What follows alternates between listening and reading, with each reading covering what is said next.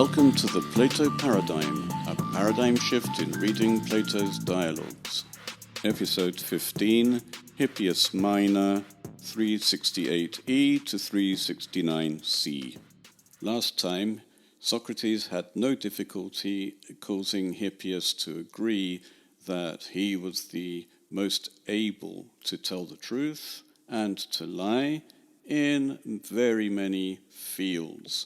And now Socrates is beginning to push to the conclusion that there is no field where there are two different people, but instead only one, the same person who can tell the truth and who lies in that same field. En heitin I boule Sophia tutoskepsai, e panurgia, e hotiun chaires onomadzon, al jureses o hetaire, ugar estin, epe su epe. In any expertise you wish, look at this, in other words, what we are looking at, whether there is one person or two different people. Or panurgia, remember panurgia, that's the villainy, the willingness to do anything to get somewhere. But now Socrates is calling the Sophia, the expertise, panurgia, e hotiun chaires onomadzon, or however you like to call it. It doesn't really matter. We're talking about a field in which somebody knows something. Al Hureses, but you won't find, O hetaire, O friend, ugarestin, for there isn't. That is, there isn't a field in which there are two different people, there are always one and the same person. Epe su epe. So tell me, in other words, give me a field in which there are two different people and not one, despite the fact that Hippias is the one who is able in most fields to lie and to tell the truth. This is going to be difficult for Hippias to get out of, isn't it? So this is Hippias. Al uk echo o Socrates nunge hutos. But I can't, Socrates, at the moment, I can't now say, find how. Udege hexes hos ego oimai, and you won't be able to, as I think, edego elethe lego, memne sai hohemin sumbaine ectu logu o hippia. If I am telling true things, remember what occurred to us out of the argument, O Hippias. Remember recollection. This is what we are supposed to do now. Remember where the argument has got to. It's very hard to forget. The argument so far has shown that there is always only one person in each field who can tell the truth and lie, namely Hippias, the expert. So this is Hippias. How does Hippias get out of this now? Upanuti enoo, O Socrates, holeges. I don't quite understand, Socrates, what you're getting at, what you're saying.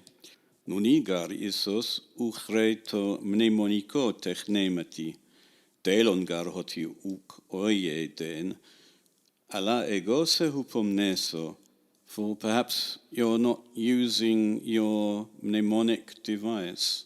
It's clear you don't think you should, but I shall remind you.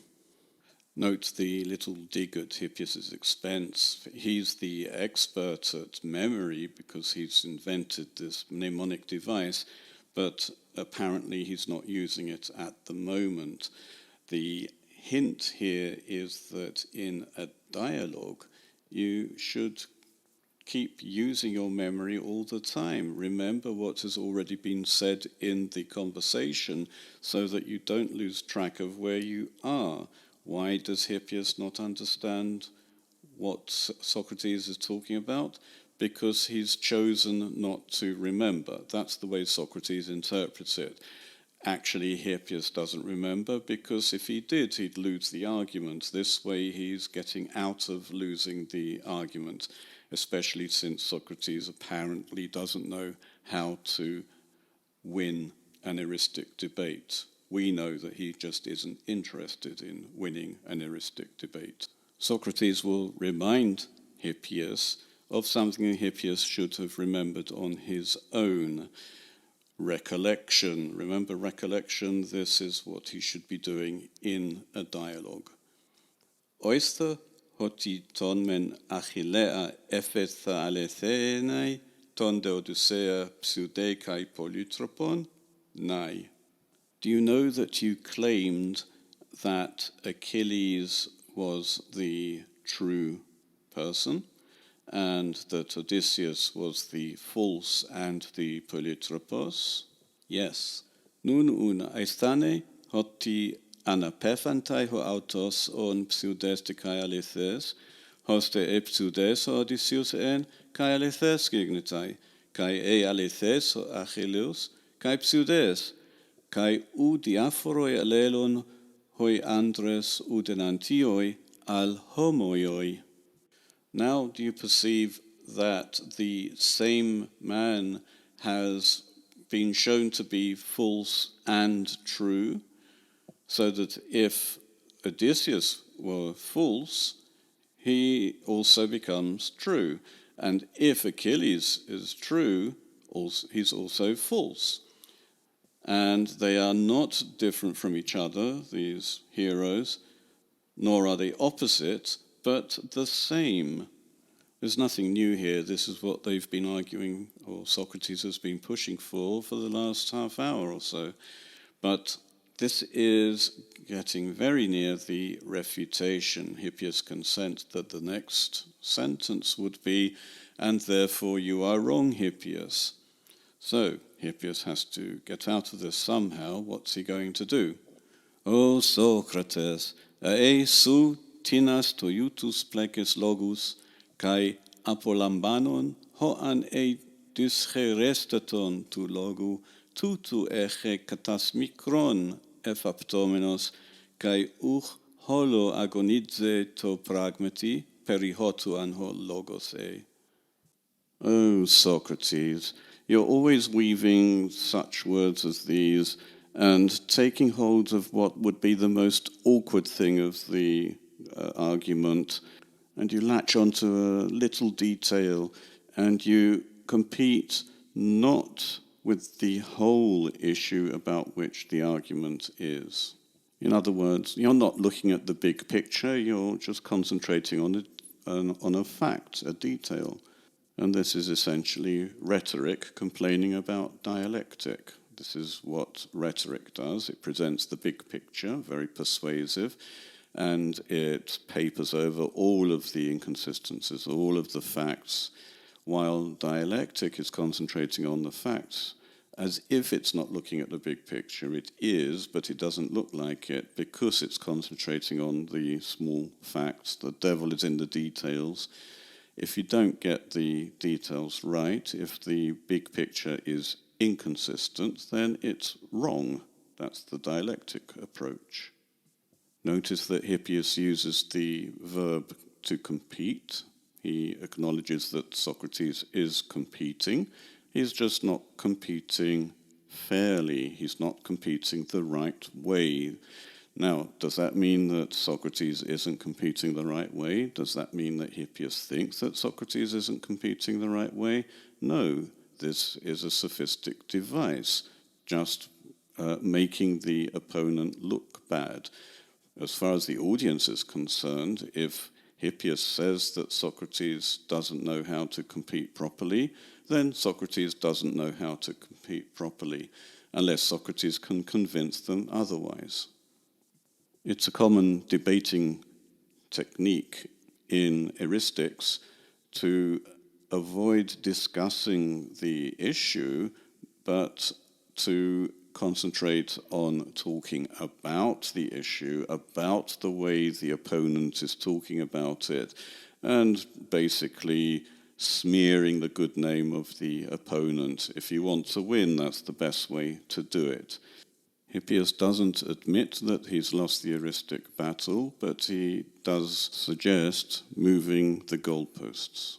Epe kai nun an boule, epi polon tekmerion apodexosoi hikanologo, homeron Achillea pepoiekenai ameno Odysseus kai apsude, donde doleronte kai pola pseudomenon kai hero Achilleos.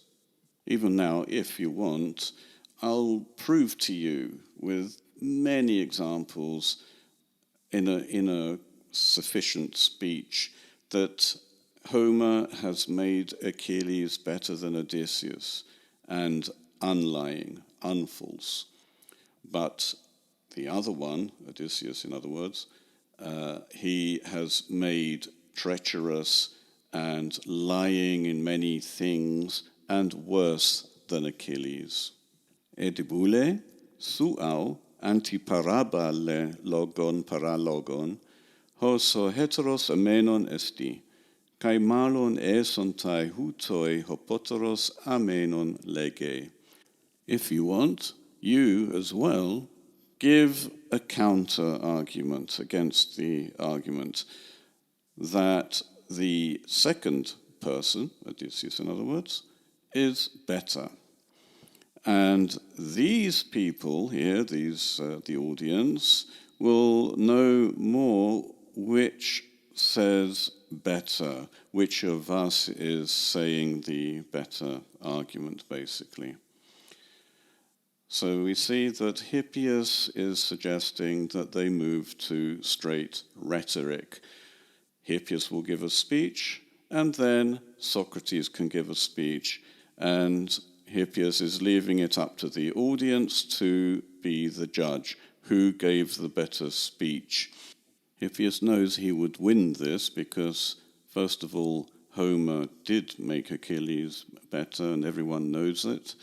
And he is also the better rhetorician. He can give a good speech. Socrates can't, or rather won't. So Hippias thinks that he has managed to escape from losing the eristic debate. Socrates missed his chance to say, look, Hippias, you're wrong. This is what he should have done to get the audience aware that Hippias had lost. But now Hippias has taken charge of the conversation, he thinks.